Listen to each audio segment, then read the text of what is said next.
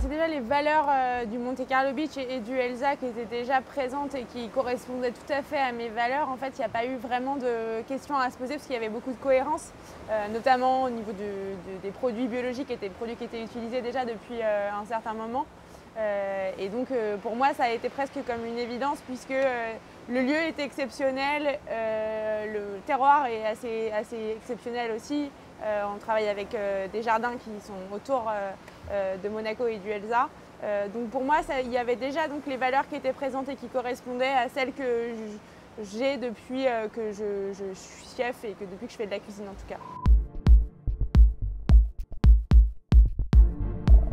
C'est une carte qui est très végétale, qui s'appuie vraiment sur les produits et sur les jardins qu'on a autour du restaurant et puis aussi qui s'inspire beaucoup de la mer, donc avec beaucoup de poissons.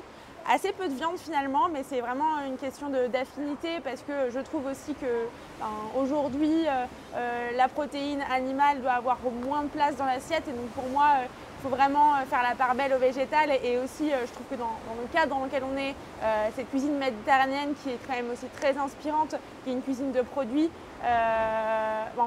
pour moi on ne peut pas faire sans ça et c'est comme ça qu'on a construit la carte du Elsa aujourd'hui.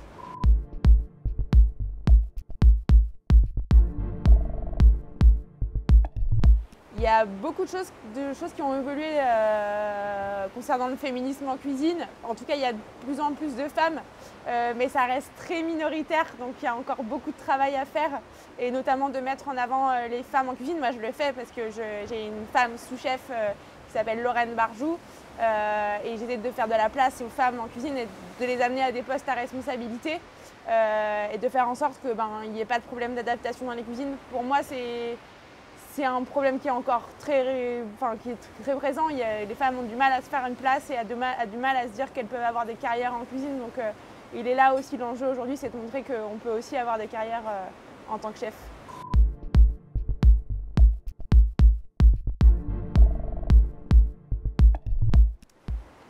Souvent on parle de la crise comme quelque chose d'assez négatif. Et évidemment, ça a impacté beaucoup de monde et ça a impacté très fortement le secteur de la restauration et notamment du point de vue du personnel. On a beaucoup de mal à trouver du personnel aujourd'hui. Mais pour moi, ça a été une manière aussi de prendre du temps pour prendre du recul vis-à-vis de la manière dont j'envisageais aussi mes équipes, le management, etc. De pousser et de réfléchir à comment on peut mieux faire et comment on peut progresser de ce point de vue-là. Et puis, voilà, pour moi, ça a été vraiment une période de recul et une période plutôt bienfaitrice dans un métier où on a du mal à s'arrêter, où on a toujours, on a très peu de pauses. Donc finalement, pour moi, ça a été une chance.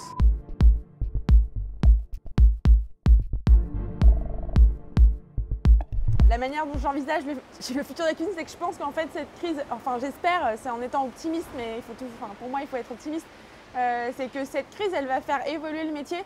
On a l'impression qu'il y a de moins en moins de personnes qui veulent travailler dans le secteur. Et donc, pour moi, c'est vraiment un enjeu, en tout cas aujourd'hui, en tant que chef d'entreprise aussi, que de voir le métier autrement, de valoriser notre personnel, de aussi les emmener avec nous, de leur raconter une histoire. Parce que dans un métier où on est un métier de service et qui est assez ingrat, où on est toujours en décalé, en fait, il faut aussi, je pense, avoir autre chose qui motive les gens à travailler avec nous.